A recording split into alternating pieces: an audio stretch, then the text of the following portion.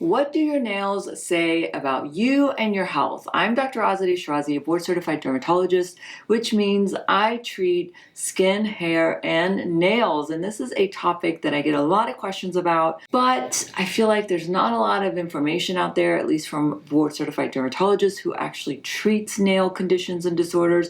So today, I thought it would be fun to do a deep dive into nail health, nail conditions, how you can better care for your nails, what you may be doing that might be hurting your nails or helping your nails. But before we get started, guys, don't forget to rate, review, and subscribe, and comment below. Let me know if you have any questions or if you have any specific topics you want me to cover. Let's start with a little anatomy. So here is a picture of the nail, and you can see where the nail matrix is. This is the nail factory. It's where the nail plate actually gets made. And it's a very, very important part of the nail unit, because if it gets damaged, the factory shuts down or it doesn't work properly. Now this here is the cuticle of the nail, and this is what protects the nail and the nail matrix. So disruption of either one could really cause your nail to grow funny or cause damage or lead to nail diseases like, nail fungus and so much more. And this is the nail plate. This is actually the nail that we refer to. The nail folds can be on the sides, and the nail plate is attached to the nail bed, which is underneath that nail. Now, damage to the nail matrix or the cuticle can be a result of external factors, or they can be due to internal disease, such as your hormones or conditions like psoriasis or eczema. Now, you can take better care of your nails to reduce the outside job, the outside trauma to these really important structures that keep your nails growing beautifully. Now, let's start with Russian manicures. Some people absolutely love them. They get them all the time. I know it's super popular in Europe and some other cultures, but this is when the cuticle is very aggressively removed from the nail. And when I see these videos, I'm going, oh my God, this poor nail has no protection. So it's going to be prone to infections with bacteria and fungus, and it's going to subject that nail factory to trauma. So I am not a huge fan of Russian manicures. In fact, if you do get manicures, you really want to tell them to be super gentle with the cuticle, because remember, this is the part of the nail that actually protects the nail factory and protects what builds the nail. So if you remove it, you're really exposing your nail to damage. You can tell them to just gently push them back, but really avoid aggressively cutting away at that cuticle. I know that when you see these nails, and these nails look so much better without it, but honestly, it's doing your nail health a disservice when you're doing this. And you may be young and you may withstand this trauma, but over time, it will catch up to you, and then, it might be too late. You might damage the nail factory, and it can be really difficult to reverse. So long-term consequences to aggressive cuticle cutting could be conditions like paronychia. This is when you get red inflammation around the nail plate, and you can also get secondary infections with yeast with this. You can also cause damage to the nail matrix because that cuticle is no longer protecting it.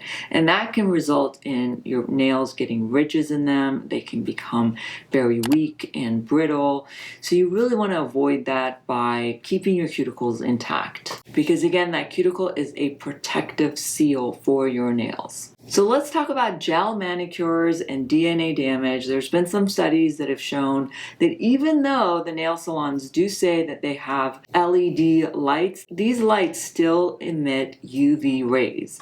And as we know, UV damage over time can actually change the DNA of our skin cells and potentially the nail as well. And that can lead to potential cancerous growths in the nail, around the nail, on the hand, if your skin gets exposed to it. Now, it is less UV damage, and it's a very short period of time. So I always say it's not necessarily the poison, it may be the dose, and there are things that you can do to protect yourself against that UV damage. Well, for one, you can apply sunscreen, or even better, you can wear those UPF gloves that just have the fingertips cut where the nails are.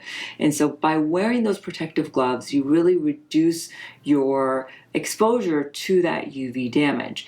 And if you're somebody that is going in every 2 weeks for years and years and years, especially if you start young, and this really concerns me because I do see like teenagers, starting to get gel manicures when they're 15, sometimes even younger, 13, 14, and you're looking at a pretty substantial lifelong risk of UV exposure to your hands. And they're not wearing gloves, they're not wearing SPF. And so remember, it's that cumulative damage over time that can lead to significant changes in the DNA and the genetics of your skin cells that ultimately can lead to cancer, including melanoma, squamous cell skin cancers, basal cell skin cancers. And the hand skin is pretty delicate. It can be thin, and you could get pretty significant damage, especially if you're going in very often, very regularly, and you're starting young. Our nails can also symbolize what's happening on the inside of our body. They can speak volumes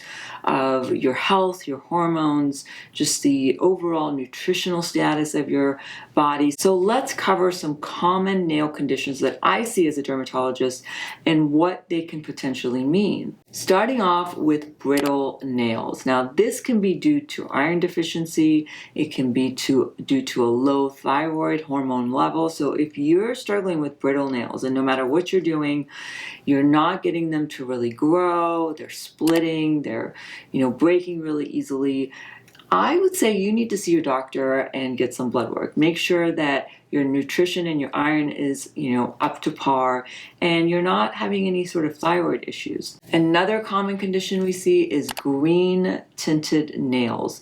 Now, this can signal that you have Pseudomonas bacteria in your nails because Pseudomonas likes to produce this green chromophore. And so if you're noticing that, it could be that you have your hands in water a lot because Pseudomonas loves moist environments and conditions. If you're wearing acrylic nails, you may get moisture that gets trapped in that nail. So be sure that if you're seeing that green tinge, you get that treated. You can use dilute white vinegar, which works really well for Pseudomonas and fungus.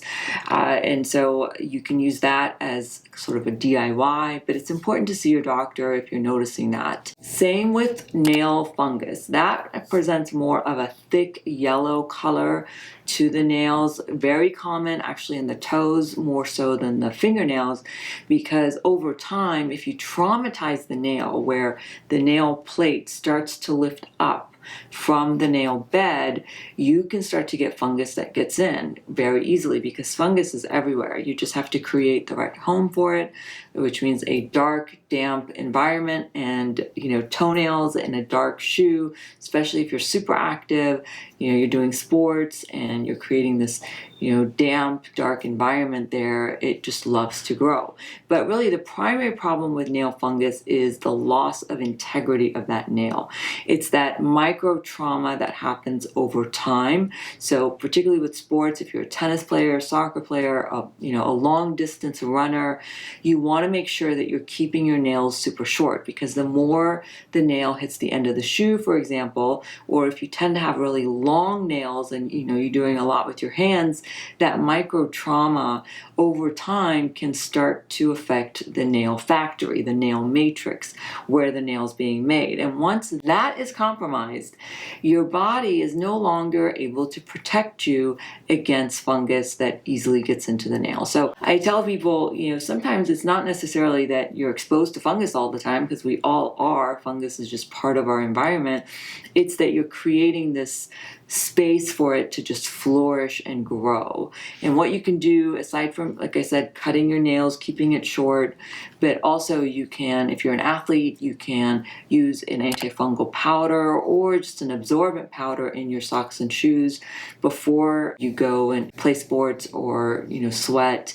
That can be helpful. Let your feet breathe, so make sure you're not constantly covering them up and you're exposing them to air, because it's really that dark, damp environment that causes the fungus to grow. Same with your hands. If you have your hands in water a lot, you do a lot of cooking, a lot of cleaning, or you have hobbies that, make you exposed to wet conditions, wear gloves. You want to make sure that you're not constantly getting your hands, wet and in moist environments. So what about dark vertical lines that go from the base of the nail to the tip of the nail?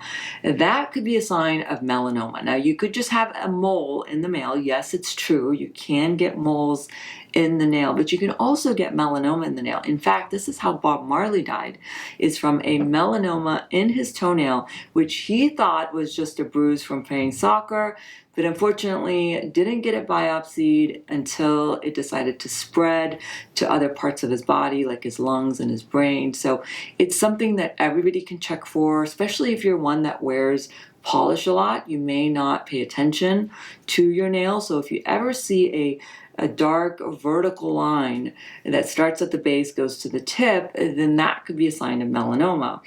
Now, you can also get what are called splinter hemorrhages. They look like little black, almost specks. They don't encompass the entire nail length.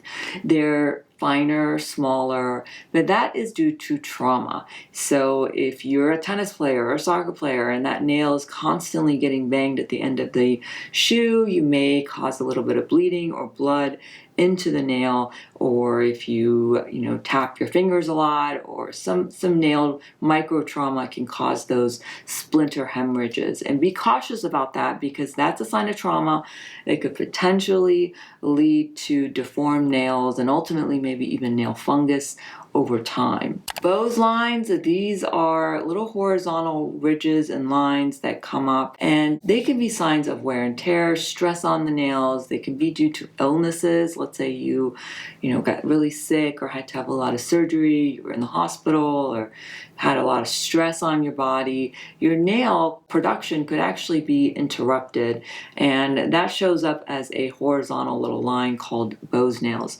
So that's a sign of stress on your body. You see, your nails that can speak volumes about you and your health. And this is one of the ways that dermatologists can tell if there's something happening on the inside. And lastly, spoon nails or pits in your nails, that could be a sign of internal disease. Pitting of the nails is often seen with eczema or psoriasis. They can also form from iron deficiency. Sometimes if you're not getting enough oxygen, cause a clubbing of the nails. So some of those nail shape changes can happen as a result of internal disease. So pay attention to your nails. If you wear polish all the time, when you do remove it, take a close look and see your doctor if you're really unsure. So let's talk about nail aging, because yes, just like our skin ages with time, our nails can also age with time. They can be slower to grow, they can become weaker, and they can show more signs of wear and tear. They can become thinner. But there are factors that can accelerate nail aging, and that can be caused by super aggressive, filing and buffing the nails. If you are constantly changing your nail color and using really harsh nail polish removers,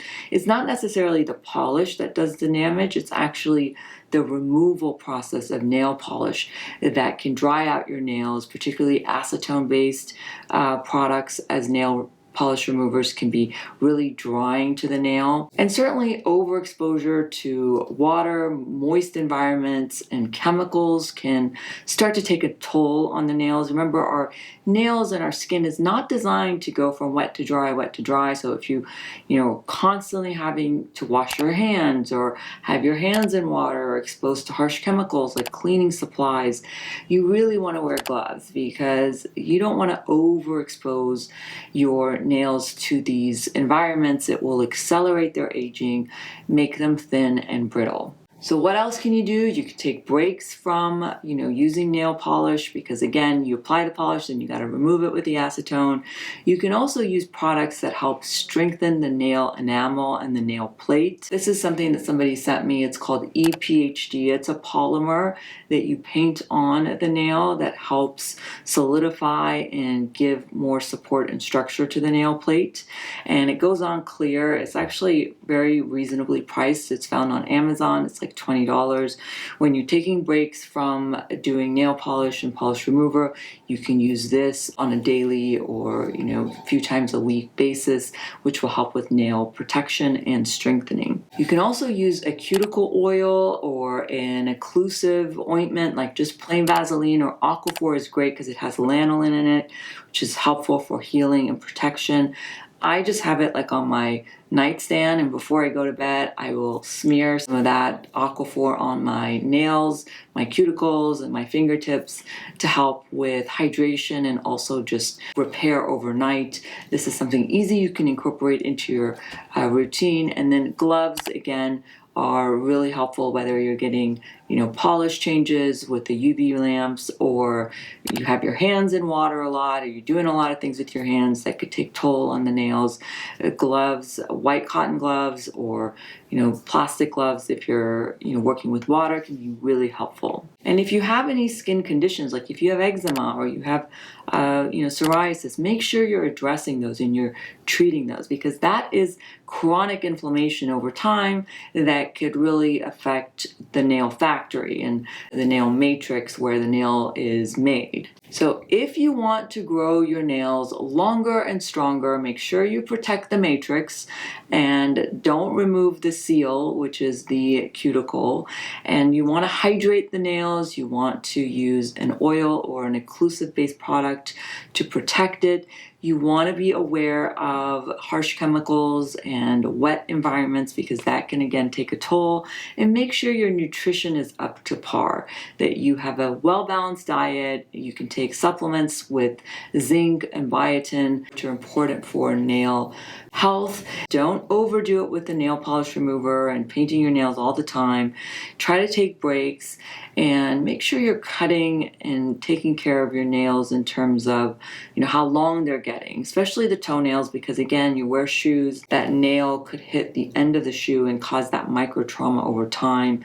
So be cautious if you have long nails. Don't do a lot of things in terms of like opening cans. Doing a lot with your hands when you have long nails puts them at risk of chronic trauma. Even if it's micro trauma, over time, it's that accumulation of trauma that makes a difference in terms of your nail health. If you do see any color changes or changes to the way your nail is growing, see your doctor, because it could be signs of something happening on the inside. And if you do see a vertical dark line, remember guys, you can get moles and melanoma in the nail, just like you can in the skin. And remember guys, you are more than just a pretty face. You are informed, you are educated to make the best decisions when it comes to products and treatments for you.